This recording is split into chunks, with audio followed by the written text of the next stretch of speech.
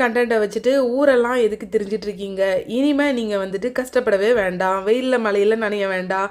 என்ன பண்ணணும்னு நான் சொல்கிறேன். இதை கரெக்டாக ஃபாலோ பண்ணிங்கன்னா நீங்கள் ஒரே மாதத்துலேயே லட்சாதிபதியாக இருக்கலாம்.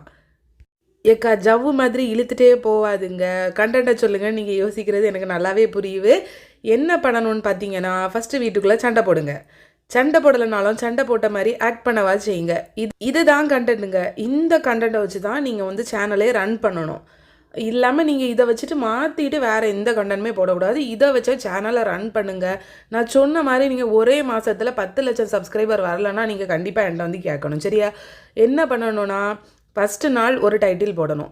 நான் வீட்டில் ஜாலியாக இருந்த மாதிரி போடணும். அடுத்த நாள் எப்படி போடணும்னா, எல்லோரும் சோகமாக இருந்த மாதிரி போடணும்.